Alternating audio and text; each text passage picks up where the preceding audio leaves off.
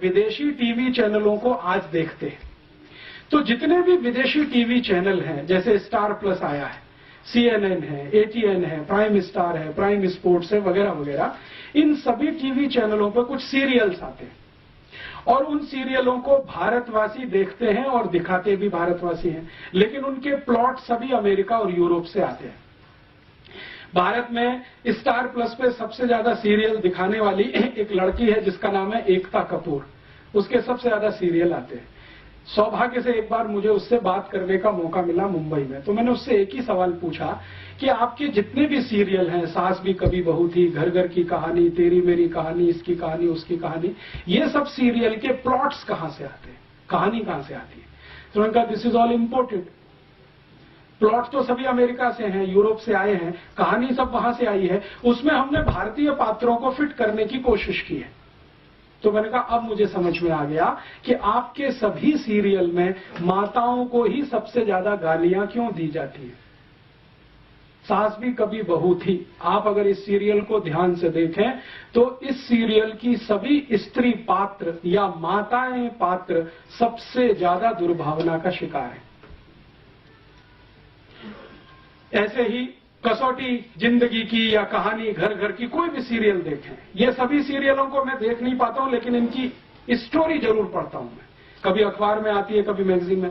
तो उन सब सीरियलों में एक माता दूसरे के खिलाफ षड्यंत्र कर रही है, दूसरी तीसरे के खिलाफ, तीसरी चौथी के खिलाफ, ननद भाभी के खिलाफ, भाभी ननद के खिलाफ, माता जो है किसी और के, इसी तरह के षड्यंत्र षड्यंत्र षड्यंत्र माताओं के बीच में सबसे ज्यादा, पुरुषों में कुछ कम, क्योंकि ये सब इंपोर्टेड प्लॉट्स हैं, यूरोप से आए हैं अमेरिका, तो वहां तो माता तो कुछ है नहीं, तो उसके खिलाफ षड्यंत्र भी हो तो कोई महत्व की बात नहीं है। यहां तो बहुत कुछ उसी पर निर्भर है, लेकिन हमने चूंकि आयातित किया हुआ है, उसको हिंदुस्तान का थोड़ा मिर्च मसाला लगा के पेश किया हुआ है, तो सभी सीरियल उसी तरह के दिखाई देते हैं इस देश में। चूंकि हम अगर अपनी सभ्यता को ध्यान में रख के कोई सीरियल बनाएं और अपनी मान्यताओं को ध्यान में रख के बनाएं तो इसके बिल्कुल विपरीत बनेंगे जो आज हम देख रहे हैं या दिखाए जा रहे हैं। अच्छा, मैंने जब इनको कहा कि एकता कपूर को कि आप कोई भारतीय मान्यताओं के आधार पर भी, तो उनका आप प्लॉट बना के दे दीजिए, हमारी दिमाग में तो आता नहीं है, क्योंकि हमने तो जो पढ़ा लिखा है वो सब कुछ इसी तरह का है, मॉडर्निज्म का, यूरोपियनिज्म का, अमेरिकनिज्म। एकता कपूर यूरोप में पढ़ के आई है, थोड़े दिन अमेरिका में रह के आई है, तो वो कहती है कि ज्यादा कुछ हम जो देखते रहे वो यहाँ पे बनाते रहे। तो इस तरह का होता है, जब आप अंधानुकरण करते हैं, बिना सोचे समझे नकल करते हैं, तो इस तरह का उसमें से कुछ निकलता है। फिर हम अपना सिर पीटते हैं, अरे हमारी संस्कृति का नाश हो रहा है, सभ्यता का नाश हो रहा है। वो तो होगा ही, क्योंकि बिना सोचे समझे तो आप ये सब कर ही रहे हैं।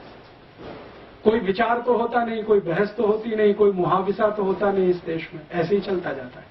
तो एक मात्र सत्तात्मक समाज हमारा, एक पितृ सत्तात्मक समाज उनका, अब कौन अच्छा कौन बुरा इसमें नहीं जाना चाहिए, वो अलग हम अलग।